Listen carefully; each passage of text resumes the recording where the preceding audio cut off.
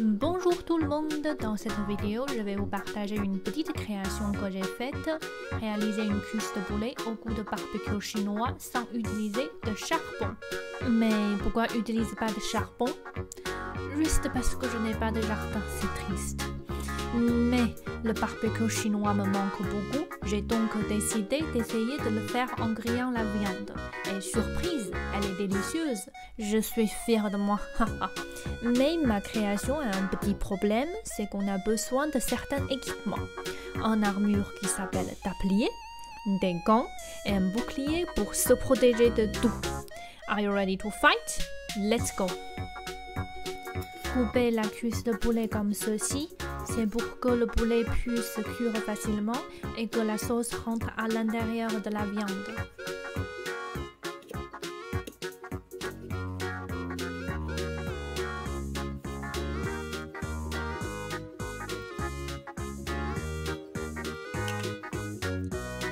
Mettre du sel sur tous les deux côtés.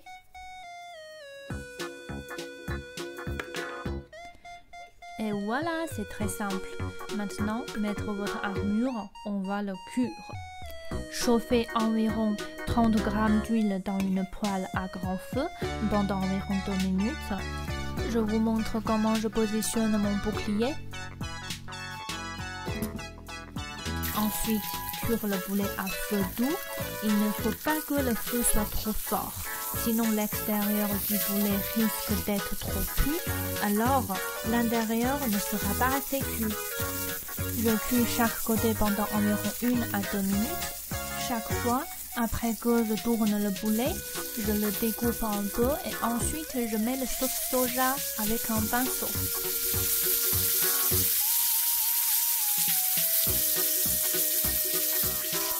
Je cuis 3 fois pour chaque côté, donc je découpe 3 fois et je mets 3 fois de la sauce pour chaque côté.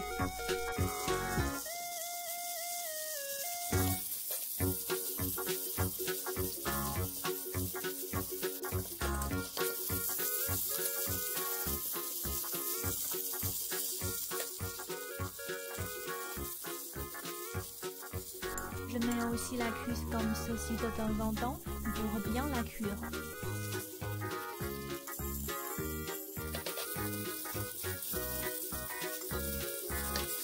Nous avons besoin d'environ 15 minutes pour que la cuisse soit bien cuite.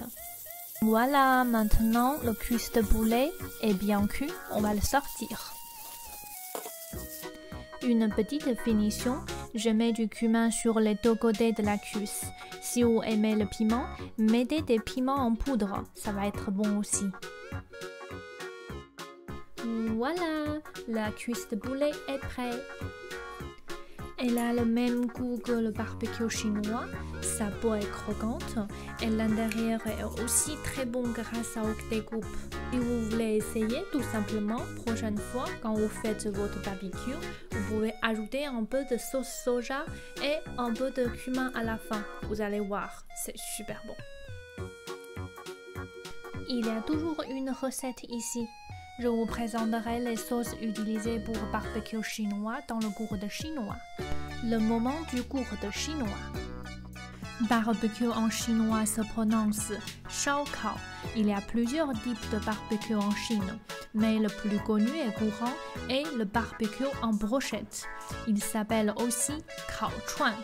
En Chine, quand on parle de Shaokao, globalement, on veut dire Kaochuan. Donc, je vais utiliser le mot Shaokao pendant ma présentation. Le barbecue chinois est très différent du barbecue français. En plus de la différence des ingrédients, en Chine, on mange le barbecue au restaurant, car la plupart des gens n'ont pas de jardin. Je vais vous présenter les ingrédients, les sauces utilisées pour le barbecue et l'évolution des restaurants de barbecue. Comme selon les régions en Chine, Shaokao peut changer un peu. Je vais vous présenter le Shaokao de ma région, la Mongolie intérieure. Ma région est connue pour ses grandes prairies. Nous avons donc beaucoup de moutons et de vaches. Et le mouton en brochette est très apprécié en Chine. Il s'appelle Yang Rou Chuan. Tout le monde en commande quand on mange Shaokao. En plus du mouton, nous mangeons aussi beaucoup d'ingrédients. le bœuf, le poulet, des légumes, des poissons, des fruits de mer et des boulettes du poisson ou de viande. J'aime presque tous les ingrédients de barbecue, mais, sauf un truc, je n'arrive pas de le manger. C'est cette chose-là qui s'appelle Chanyong. Il pourrait devenir ce monsieur si on ne les mange pas. Il est très populaire parce que apparemment il contient beaucoup de protéines. Je sais qu'est-ce que vous êtes en train de penser, mais non, les Chinois ne mangent jamais des insectes. Après ce petit insecte, nous allons voir les sauces. La plupart des ingrédients ne sont pas saucés avant le barbecue. On ajoute des sauces pendant la cuisson avec des pinceaux. Généralement, l'ordre d'ajout des sauces est l'huile de tournesol, sel, sauce soja, vinaigre noir, cumin, piment en poudre. À part le vinaigre noir, les autres sauces sont très courantes et sont utilisées pour tous les ingrédients. Nous allons voir maintenant l'évolution des restaurants de barbecue.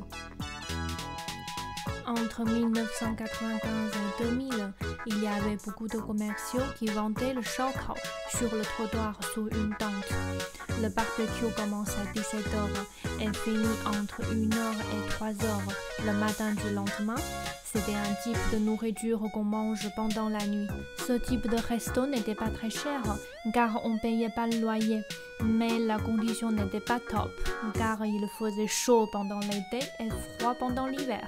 Surtout, n'importe les clients ou le cuisinier, on absorbe le fumée du charbon et l'essence des voitures qui passent. Avec l'amélioration des villes, nous n'avons plus le droit de faire barbecue sur le trottoir. Il y avait ensuite des CD de Shaokao qui sont apparus. C'est un endroit où l'on trouve beaucoup de restaurants de barbecue. Ici, une unité présente un restaurant, les clients mangent dans les pièces et le cuisinier a son propre pièce, mais cette pièce n'était pas bien isolée et il n'y avait pas de hôte pour absorber la fumée. Dans la CD de Shaokao, les clients sont contents, mais les pauvres cuisiniers souffrent toujours un peu, au moins mieux que la godée de trottoir. Après 2000, Shaokao devenait plus en plus populaire. Il y avait eu de plus en plus de restaurants de barbecue qui se sont installés à l'extérieur des CD de Shaokao. Ces restos ont les mêmes horaires que les restaurants normaux. Généralement, ce type de restaurant est plus propre, a un meilleur environnement et une meilleure décoration. Les cuisiniers ont enfin une vraie cuisine et une magnifique hôte. Par contre, les restaurants barbecue dans les CD ont donc commencé à perdre leurs clients petit à petit. Voilà, la vidéo d'aujourd'hui est terminée. Bon appétit, à la prochaine!